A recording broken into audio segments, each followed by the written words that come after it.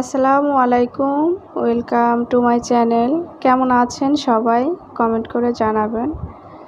আশা করছি আল্লাহ তাআলার অশেষ রহমতে সকলে খুব ভালো আছেন এবং সুস্থ সুন্দর আছেন।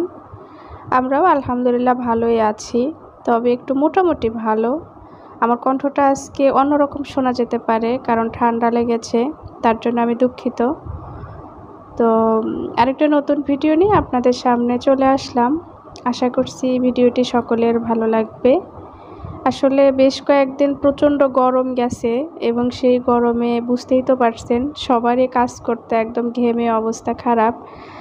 আর যারা গৃহিণী, যারা রান্নাবান্না করে, এদের চুলার কাছে থাকতে যে কেমন লাগে এবং কি পরিমাণ শরীর ঘামে, এটা একমাত্র তারাই বুঝতে পারবে। তো যাই হোক, কোনো ব্যাপার না। তারপরেও আল্লাহ তাআলা যেরকম রেখেছে আলহামদুলিল্লাহ খুব ভালোই আছি। আর এখানে আমি আজকে রান্না করব খাসির মাংস। তো খাসির মাংস রান্না করার আগে আমি একটু বেশ কিছুক্ষণ ম্যারিনেট করে রেখে দেব। তো যে মশলা দিয়েছি সব তো দেখেই নিলেন, এখানে নতুন কিছুই যোগ হয়নি। তবে আমি খাসির মাংস রান্নাতে সবসময় চেষ্টা করি একটু টক দই দেওয়ার, কারণ টক দই দিলে হয় কি যে অনেক সময় খাসির মাংস সিদ্ধ হতে চায় না। তো টক দই দিলে মাংসটা খুব সুন্দর সিদ্ধ হয় আর কোনো ভোগান্তি পোহাতে হয় না। আর আমি একটুখানি সরিষার তেল দিয়ে ম্যারিনেট করে রেখেছি। আর এখানে তো এবার রান্না করে নেব। তো দেখতে থাকুন, আশা করছি ভালো লাগবে।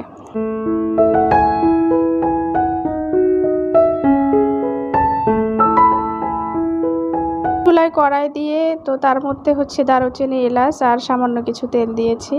তো এবার এই মাংসটাকে আমি বেশ কিছুক্ষণ একেবারেই চুলার অল্প আঁচে আস্তে আস্তে করে কষিয়ে নেব, কারণ মাংস কষানোর মধ্যেই আসল টেস্ট চলে আসে। তো আমি চেষ্টা করব একটু ধৈর্য ধরে অল্প আঁচে আস্তে আস্তে মাংসটাকে সিদ্ধ করানোর জন্য।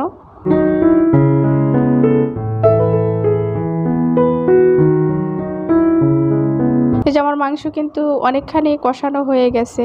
তো মাংস এবং আচার এই দুটো খাবারে রান্না করতে গেলে সবসময় খেয়াল রাখতে হবে যে তেলটা ছেড়েছে কিনা। তো মাংস থেকে যদি তেল না ছাড়ে তাহলে বুঝতে হবে যে মাংসটা এখনও হয়নি, এবং আচারেও সেম তাই। তো এবার আমি সাইডে একটু গরম পানি দিলাম।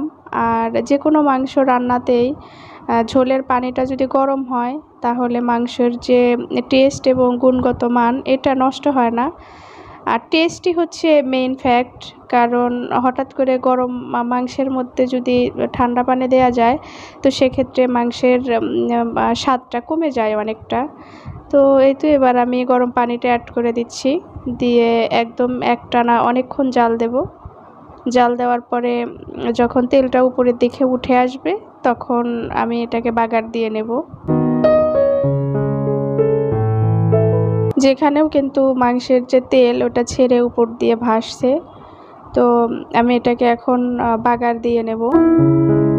আর যে কোনো মাংসে, আমি এর আগেও বলেছিলাম, এটা আমার আম্মুর কাছ থেকে শেখা, যে কোনো মাংসে রান্না শেষে যদি অল্প একটু তেল, একটু জিরা ফোড়ন আর কয়েক পেঁয়াজ দিয়ে যদি এটাকে বাগার দেওয়া যায় তাহলে সেই মাংসের স্বাদ অনেকটা বেড়ে যায়।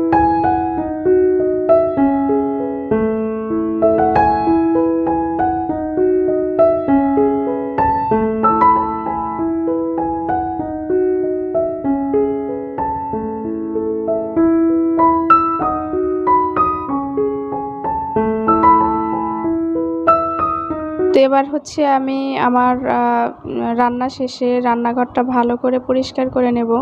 তা আমার রান্নাঘর আসলে আমি সবসময় চেষ্টা করি একদম ক্লিন করে রাখার, অলসতা না করা। আর রান্নাঘর সবসময় ঝকঝকে তকতকে রাখার একটাই উপায়, 7 দিনে একবার মুছলে হবে না বা 15 দিনে একবার ডিপ ক্লিন করলে হবে না। এটা যখন রান্না করা যাবে বা যখন রান্না করি আমি চেষ্টা করি সবসময়ের জন্য সেই মুহূর্তটাতেই আমি পুরোটা পরিষ্কার করে নিতে। সেটা জানালা হোক রান্নাঘরের এবং পাশের দেয়ালগুলো হোক, তাহলে সেক্ষেত্রে আর আমার কষ্ট করতে হয় না, এবং 1 মাস 1.5 মাস পর আমাকে ডিপ ক্লিন করতে গেলে অনেক কষ্ট করতে হবে। এই জন্য আমি সবসময়ের জন্যই চেষ্টা করি কোনো রকমের কোনো ক্লিনজারও লাগে না আমার রান্নাঘর ক্লিন করতে। তো আমি যখন রান্না করি তখনই আমি রান্নাঘরটা একদম পুরোটা ডিপ ক্লিন করে রেখে দিই, তাহলে আর কোনো সমস্যা হয় না। হালকা পাতলা একটু মুছে নিলেই একদম পরিষ্কার হয়ে যায়। তো আমি শুধুমাত্র এখানে ভিম লিকুইড ব্যবহার করেছি আর একটা মাজনি, এ ব্যতীত আর কিছুই করিনি। তো এই যে দেখতেই পেলেন আমার রান্নাঘর পুরো আমি পরিষ্কার করে নিলাম, বিশেষ করে চুলার জায়গাটা। কোনো কাজে যদি ফেলে রাখা যায় ওই কাজটাই দেখা যায় যে একটা সময় অনেক কষ্ট করতে হয় সেই কাজ করতে গেলে। তো সময়ের কাজ আসলে সময়ে করে নিলে আর কোনো কষ্টও হয় না, কোনো সমস্যাও হয় না। আর আমার বেসিনে যদি সবসময় পানি থাকে স্যাঁতসেঁতে আমার ভালো লাগে না।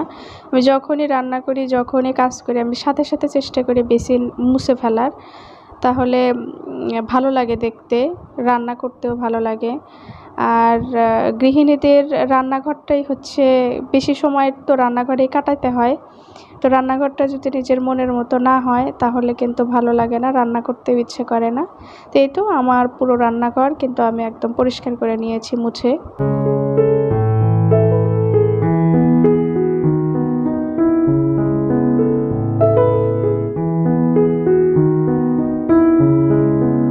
আর এটা হচ্ছে বিকেলবেলা। তো এখানে হচ্ছে আমি তালের শাঁস এটাকে পরিষ্কার করে নেব। তো আমার তালের শাঁসটা খুব ভালো লাগে, কার কার ভালো লাগে জানাতে পারেন।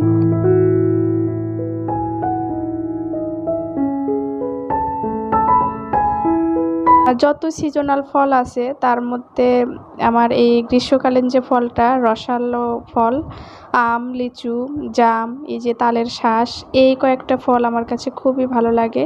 তার মধ্যে লিচুটা খুব পছন্দের একটা ফল আমার।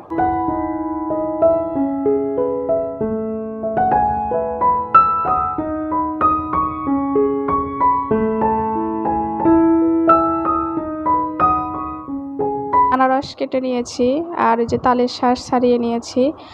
আর এর আগে আপনাদের দেখিয়েছিলাম যে লিচু ভালো রাখার উপায়। তো এই যে আমি এভাবে বক্সে করে লিচু রেখে দেই, দেখেন লিচুর কালারটা কিন্তু নষ্ট হয় নাই। তো আমার সবগুলো লিচু ছাড়ানো হয়ে গেছে।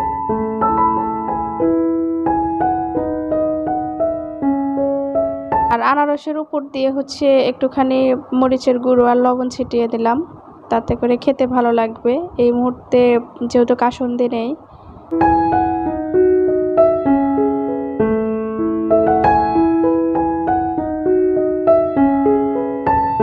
যে কোনো সিজনাল ফলই আসলে স্বাস্থ্যের জন্য খুব উপকারী।